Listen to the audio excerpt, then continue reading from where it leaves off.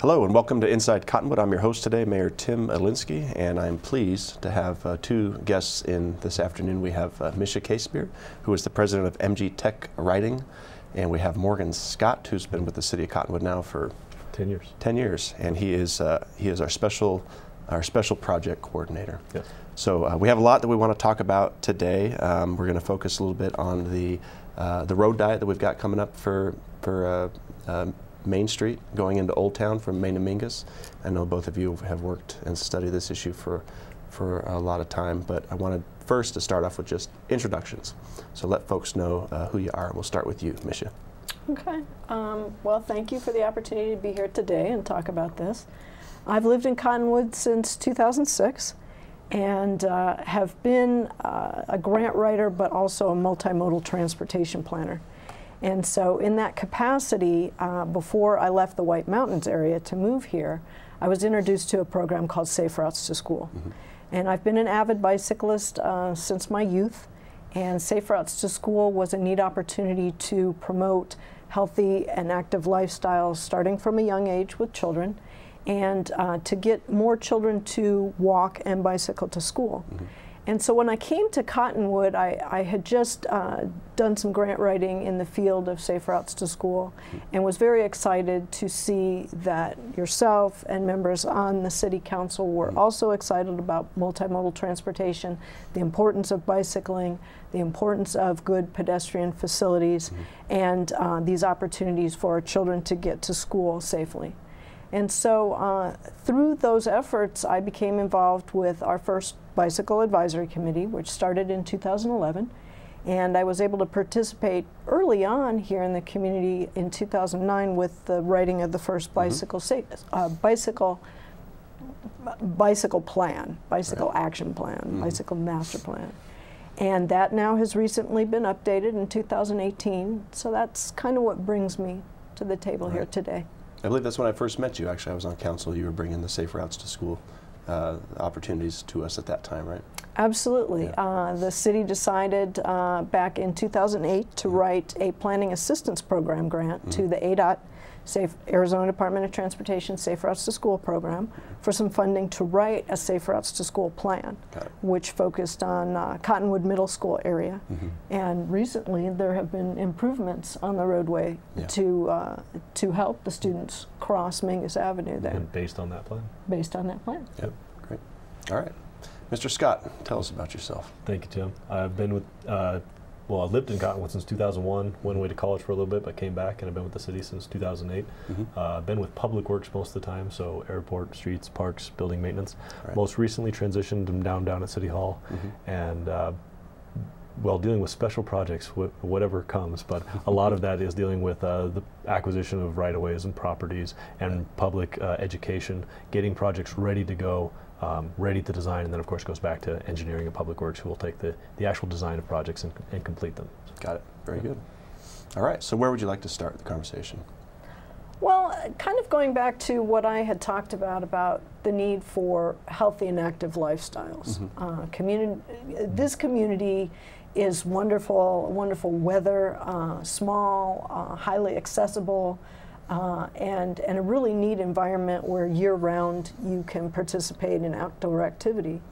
And so, as I mentioned, you know, trying to get kids from an early age to be healthy and active, because we know nationally we have a real crisis with diabetes and obesity, and one of the best mechanisms for addressing that before kids start to have these kinds of health issues is to get them to be mobile. And so if we can get our children to be mobile, then we're doing fixes that addresses the situation for all of our community members and improving things for all community to be able to get, you know, to schools, to the post office, to stores, and enjoy many of the neat opportunities in this community as well as the great weather. Right. That's something too that's enjoyed. I think it satisfies many sectors of our community here, both the retirees and of course the younger folks that move in. Retirees want to have that active lifestyle too. You know, there's a big movement now for the active boomers, and we want to help, you know, support them as they move into the area and make sure that we have a community that's attractive to them, so they can, you know, live their healthy lifestyle. Absolutely. Yeah. And I think one of the things that people miss with the development of good transportation infrastructure is the fact that it can contribute to a community's development, to its economic stability. It's a draw when people are looking to a community as a place that they may want to consider living, raising their children. Can I bicycle there? Can I walk there? Do I have to have a car? And so I think this is why I've been involved in these kinds of planning efforts for a long time, and continue to want to see that happen in our community. Certainly, yeah. I think it's a factor that we overlook a lot, but many folks do choose where they want to live, and that's, it's certainly a goal of mine to make sure that we brand ourselves as a community that is more progressive and that can support, those folks who want to bring their work with them, and I think we have that kind of community here where we're ripe for entrepreneurism to really flourish here, and they're going to want something to do when they move here. So I want to set us apart as a rural community where you can, enjoy, a ride down to the market, or the great trail networks that we're working on, and we want to set ourselves apart. So I appreciate your work in that. Yeah. Yes, thank you. I like the fact that in the planning efforts that the city has made and that the citizenry here has embraced, as well as the city council, going back to the general plan speaks in the circulation element to the need for complete streets, for good bicycle infrastructure, good pedestrian infrastructure. There are numerous goals that were outlined in the general plan, and then the bicycle plan in its recent update picks up a lot on what that circulation element has to say. And there were a number of areas in town that were addressed in the bicycle plan, both the first one and the updated one. And it's kind of an ongoing process. What I love about planning is that our plans are not stagnant documents. They're living documents that we revisit and we continue to grow from. And so we know that we can't accomplish everything that we list as recommendations in these plans overnight. And so yes, we've been working since 2009 on these kinds of efforts, but it continues to grow, and we've achieved a number of different goals where we've been able to pursue bicycle-friendly community status here with the assistance of the Bicycle Advisory Committee, and we've addressed concerns that the League of American Bicyclists suggested to us each time we applied for the next level of status. And so we're coming along gradually and addressing things in the general plan and addressing things in the bicycle master plan. And infrastructure takes time in terms of getting it on the ground, getting the environmental reviews and that sort of thing. But I think Morgan can speak more to why we've chosen to do some of the kinds of projects we've chosen to do, and some of those that have been on our list. Absolutely, and obviously the council gets together every year and they come up with the strategic initiatives. Exactly. Yeah. Michia just hit on a lot of those that are related to a healthier community, multimodal transportation, people moving here, all those type of things that are going to add to a better lifestyle. One of which I'd like to add to that. It's a great list. I think those are the primary reasons. One other reason that a lot of people keep asking, okay, why do we need bicycle facilities? Well, another benefit in addition to everything Michia just listed is removal of congestion. For example, removal of congestion usually takes a lot of infrastructure, a lot of big expensive projects. Well, if you could get, say, even just 10% of the cars off the road by people either walking, bicycling, something else, you've actually cut a lot of your costs by not needing to build big expensive projects for the volume of cars. So a lot of people think that bicycle facilities are expensive. Obviously they cost money, but relatively compared to supporting a car or supporting trucks and those kind of things, it's actually much less expensive. So that's another thing to keep in mind. Yeah. And less wear and tear on the road system when you go to bicycles and more people walking.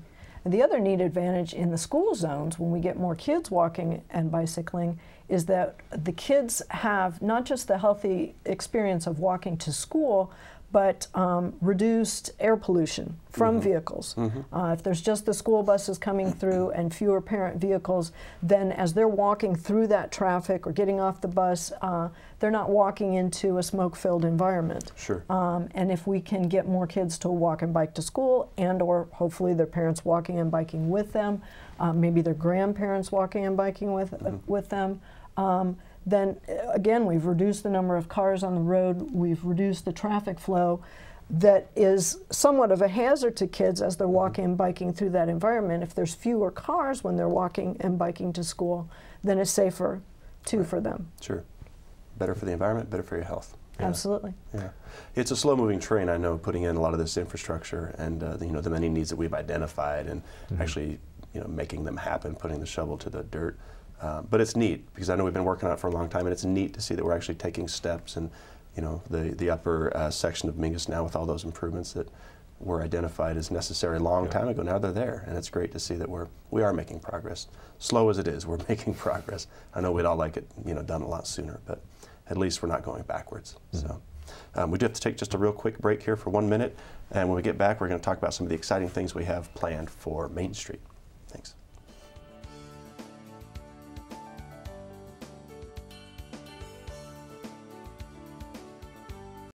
There are people who struggle with addiction and homelessness.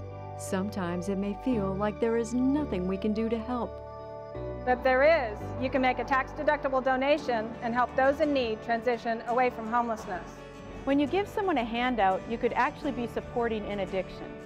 A better life starts with better health, especially for those living in the streets. Support solutions, not addictions. You can make a difference. Visit cottonwoodcares.com. This is Bruce Morrow, Transportation Manager for Cottonwood Area Transit. Remember, we cover the entire Verde Valley and Sedona. Cottonwood Area Transit has you covered wherever you want to ride in the Verde Valley, all day, every day. Take Cottonwood Area Transit through Clarkdale, Verde Village, and from 26 locations in Cottonwood. With Verde Links, it's a quick and easy trip to Sedona every day. Don't forget our connectors to Camp Verde. Visit cottonwoodaz.gov for Cottonwood Area Transit and take a seat. Let's go ride.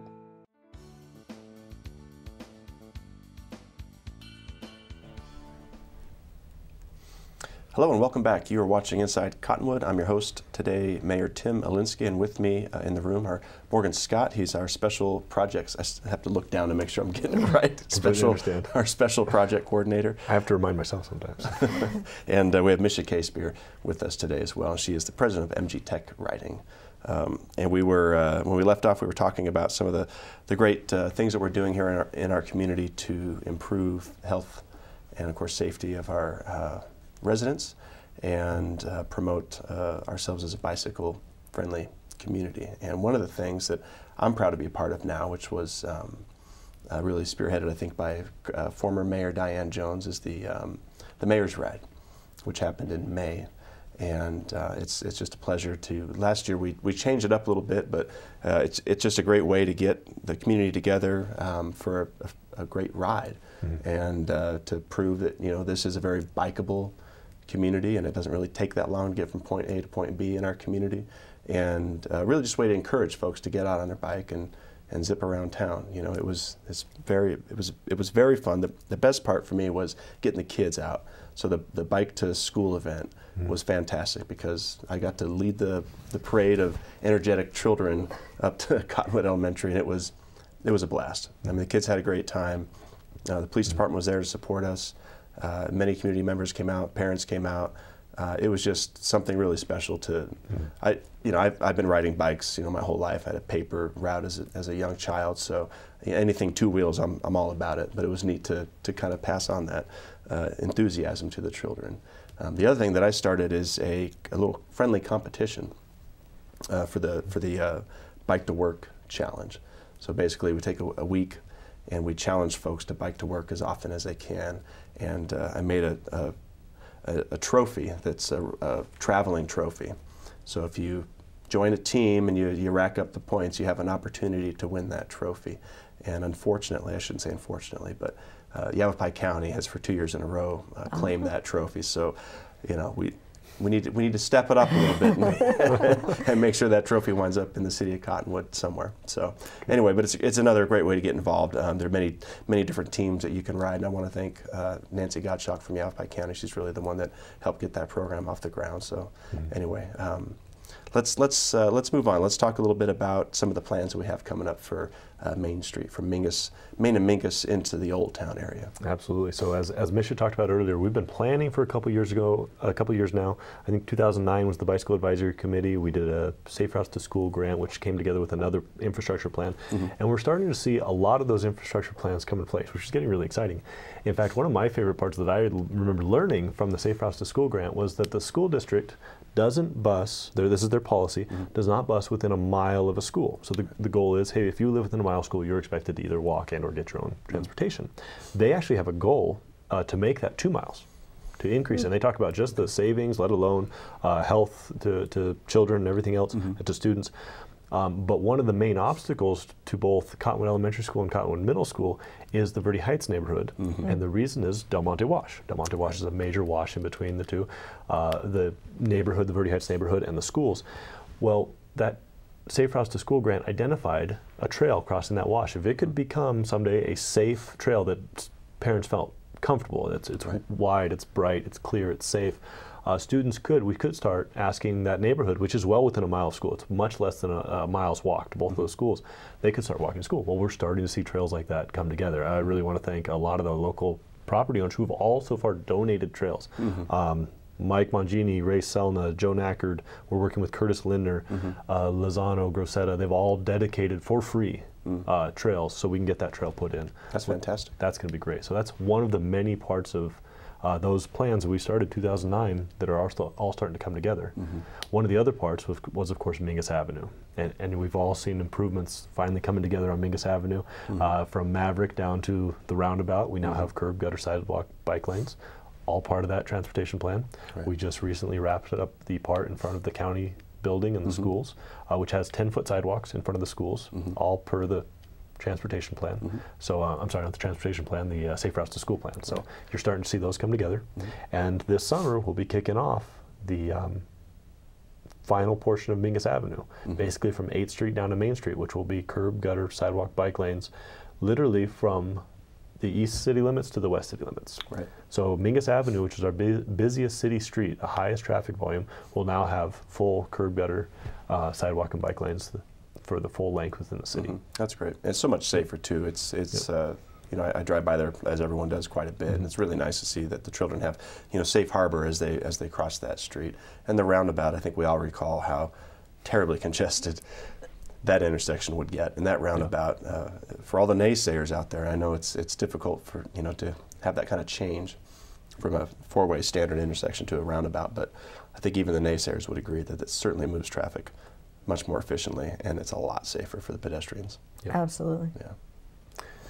So the next kind of phase that those projects came up with after Mingus Avenue, which is, of course, I think we would all agree was one of our top priorities, was Main Street. Main Street's our next busiest city street.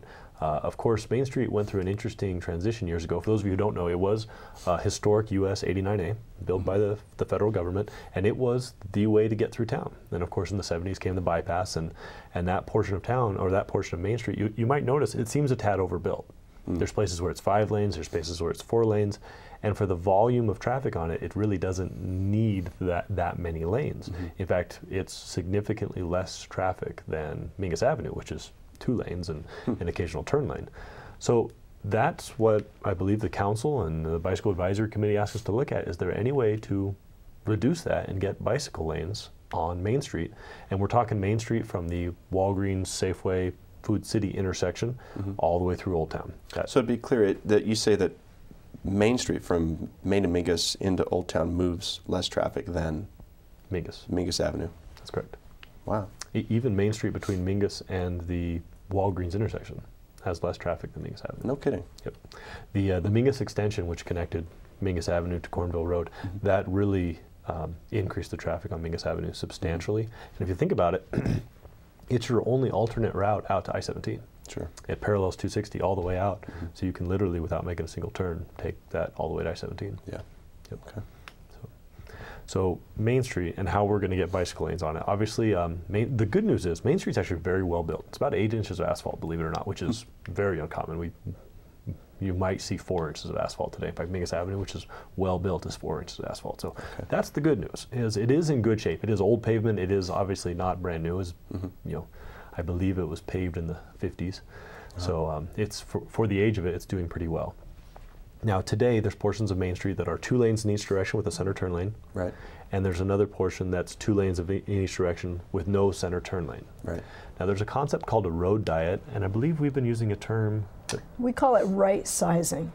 Okay. So making the road the correct size for the volume of traffic, for the average daily traffic flow, and for what the community's needs are on that roadway. Okay. I think some people saw road diet as something being taken away. Hey, we had 4 lanes, now we're going down to 2 and a center turn lane. Something's being taken away from us. When maybe right sizing is a better way of looking at it. Okay. This is actually what this volume of traffic should move.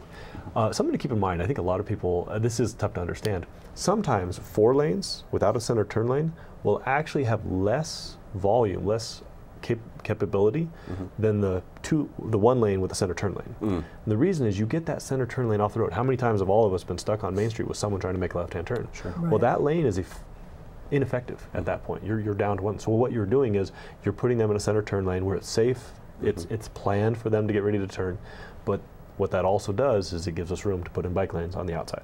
I see. I have to stop you there, Morgan. Yes. I'm sorry, but we're going to take another quick break. When we come back, we're going to talk more about right sizing of Main Street. Thanks.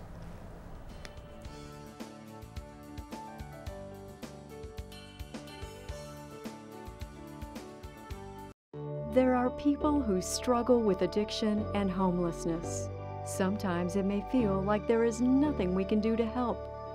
But there is. You can make a tax-deductible donation and help those in need transition away from homelessness. When you give someone a handout, you could actually be supporting an addiction.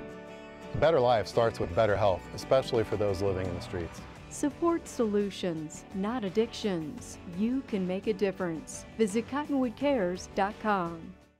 This is Bruce Morrow, Transportation Manager for Cottonwood Area Transit.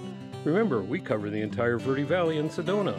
Cottonwood Area Transit has you covered wherever you want to ride in the Verde Valley, all day, every day.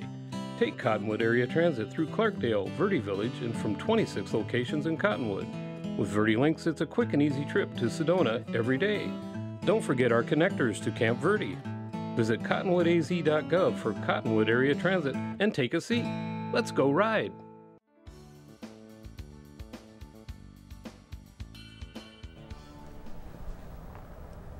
Welcome back. Again, you're watching Inside Cottonwood. I'm your host today, Mayor Tim Elinski. With me in the studio today, we have Michia Casebier, who is the president of MG Tech Writing. We have Morgan Scott, who is our new, I shouldn't say our new, he has a new title. Yeah. He's been with us for 10 years now here at the City of Cottonwood, Special Project Coordinator. So when we left off, I had to rudely interrupt Morgan. He was talking about the right sizing of Main Street from will it be from Walgreens all the way into Old Town? So that's correct. It will be from the Walgreens Safeway intersection all the way into Old Town. Okay. So right sizing or road diet, that's 2 terms you're going to hear turn around, and one of the biggest, or thrown around, one of the biggest things we're going to have to fight is, not fight, but educating the public. Okay, well, what does this mean? So road diet is a term that's actually been around for quite a while now. Many other communities have had success with road diets. The reason we like right sizing better is people don't necessarily feel like, hey, something's being taken away from me. This is the correct size of this road. If we were building this road today, if it was a brand new road, based on the volumes, this is probably what we'd put in. Okay. But due to the historic use of 89A, then due to the bypass, the way it's sized today, the way it's used today is really not the best size. So we're going to try to right size it. Okay. So in areas we're going to go from where it's 2 lanes in each direction, we're actually going to add in a center turn lane and make it 1 lane in each direction with the addition of bicycle lanes on both sides. A little bit narrower lanes, so that really helps people feel and drive a little bit calmer. When you feel that restriction, you feel a little bit tighter, you're just naturally going to drive a little bit less. Obviously, you're still going to have some people who are driving outrageous speeds, but the majority of us who just want to drive decently without thinking about it subconsciously, you're going to drive a little bit slower. You know, it could lower speed limits from anywhere from 2 to 5 miles an hour on average, which 2 to 5 miles an hour, especially from a bicyclist or a pedestrian point of view, much, much safer. Right. I apologize, I don't have the graph in front of me, but there's a great graph that the DOT has put together on fatalities in 20 mile an hour incidences, 30 mile an hour incidences, 40 mile, and so on. Right. And it's exponentially safer than when you drop those 5 and 10 mile an hour. I see. Okay. Yep. So center turn lane obviously would be much safer as well. I think we've all experienced someone who's taking a left-hand turn across 2 other lanes of travel, and they block up the lane, and then people try to jockey around. It certainly creates a very unsafe condition, so that will be eliminated. That's correct. So in your expertise, do you feel like we'll move the same volume of traffic, perhaps more traffic? We could move more traffic. We'll definitely move the same volume of traffic. We could move more, and the reason we move more is what you just said, that left turn. We've all been stuck behind someone trying to make a left turn on Main, and that inside lane is ineffective. So you'll actually, in my opinion, you could potentially move more, especially when you start looking at multimodal transportation. That's where you'll really start moving more volume. Okay. And one of the 5 E's, I believe, of the bicycle plan, one of them is encouragement. And I would imagine that wider, safer bike lanes would encourage more of our residents to come out and bike and feel much safer on that section of road, because I bike it often, and it can be a little scary. Yes. Yeah. It is, and I think education is key. It's one of the 5 E's of Safe Routes to School program development. Federal Highways speaks to education as well as encouragement. And if we do the right kinds of efforts in the development of the roadway system, then we not only have an opportunity to educate children as well as adults in proper usage of the roadway, increasing their safety from the perspective of the driver, from the perspective of the cyclist, from the perspective of the pedestrian, but we also get people more willing to try these new things, to try bicycling, maybe with their children. Right now you don't see as many children as we'd like to see on bicycles because parents are not feeling yet like it's safe. But if we can get marked reduction in roadway safety and some traffic calming, you know, this concept of right-sizing the road and what Morgan was describing, there's a technical term we use for it called visual friction. And when we install bike lanes or we install sidewalk infrastructure, or even trees, shrubbery, benches and that sort of thing along the road edges, you naturally see it in your peripheral and slow down. And people who want to cycle and people who are pedestrians are going to feel that. Sure. The other thing as a pedestrian is when you've done this traffic calming, when you go to cross the roadway, it actually narrows that distance of crossing. So it becomes safer for the pedestrian when they're dealing with vehicle traffic because they have a shorter distance to cross now. Certainly. And you can see that with some of the bulb out kinds of efforts we've made where we kind of bring the sidewalk out into an intersection and shorten the distance that pedestrians have to cross. And so, you know, when we make these changes, there are science, there are data, there are crash statistics, there's a lot of reasoning behind this. And so what we want to do is, and part of the reason we're here today, is to educate the public on why this is going to be good. There's not a loss here. Communities in California who have much more volume than the kind of volume we see in traffic in our community are getting people home on their daily commutes much faster, getting them to work much faster with these road diets, which logistically doesn't seem like it would be the case. But as Morgan said, you remove this desire for people to keep changing lanes because they have the perception that they're moving more quickly. Right. So when can we expect some of these changes to take place? So it's actually being designed right now. They're at about somewhere between a 30 and a 50% design, and we may try to do another public process when we get closer to 60–70% design. Which means we could be, you know, going under construction this winter. Looking. Now I do want to take a second to talk about what construction means, because this will be a little bit different project. I think a lot of people hear a road project and they expect to see a nice, beautiful blacktop by the time we're done. We're actually not resealing the road. So the surface you see today will be the surface will be done by the time we're done. What we're going to go in and do is obliterate the striping. Now you've all seen striping obliteration, especially if you've driven 260 lately. Where they'll go in, they'll either use a mill or a water jet, and they'll, for lack of a better word, scrape or mill off the striping, and unfortunately does leave a scar. That scar will be there until we can come back with a pavement preservation project. So they'll mill off the existing striping, they'll move the striping where it needs to go. Now, there's a couple benefits to this. One, we brought the cost way down, which is a major benefit. We've actually, this is all fitting within the pavement preservation and street striping current budget, so that's the good news. The other good news is, if we want to come back with a seal in a few years, which we're planning right now, we'll get that nice black, beautiful finish, but it'll also, if there's any minor things we want to correct with this, it'll give us that opportunity to correct them. I see. So okay. it'll cover up those scars you'll see from the striping obliteration, and if there's other changes we need to make, we can make those changes at that time. I see. Okay. Well, we're about to close it out here, but I did want to say that this council has really taken our infrastructure more seriously than previous councils. And what I mean by that is we've certainly listened to the public, and we've heard loud and clear that streets and sidewalks are one of the main priorities of our residents here. So we have allocated more funds to go toward infrastructure. And in fact, we'll be considering a 0.5% sales tax increase. So it hasn't officially gone through yet, although everything is sort of geared up for a vote in that direction. I imagine it will go through, but a portion of that 0.5% sales tax increase will be dedicated to infrastructure. So it's my hope that we'll be seeing a lot more improvements in the coming years, and just putting more money aside to take care of these projects and do them right the first time. So is there anything else that either of you wanted to cover? It depends on how much time we have. We're at just a minute over right now, so we don't have tons of time, but is there something you wanted to hit quickly? Well, we may need to come back, but a big part of the public education is what we're doing in Old Town to add parking. So we may want to do another public education campaign. Okay. But we're doing something really interesting and unique with parking in Old Town that I think may be confusing at first, but a lot of people will be excited about it once they see it in place. Well, you gave us a teaser. You might as well just just come out with it and let us know what's. So it's what's called back-in angle parking. Okay. And the benefit of it is, if you ever have tried to back out of a parking space, especially even in a busy shopping center, let alone onto Main Street, backing out is very difficult, very dangerous. As opposed to when you're backing into a parking space, you can see everything. You're also pulling out into a much, you can see everything when you're pulling out into the higher speed traffic. Right. So it's been used in over 15 cities, 15 downtown cities across the country. The general reaction is confusion for the first 6 to 12 months. Then most people fall in love with it because you get a lot more traffic.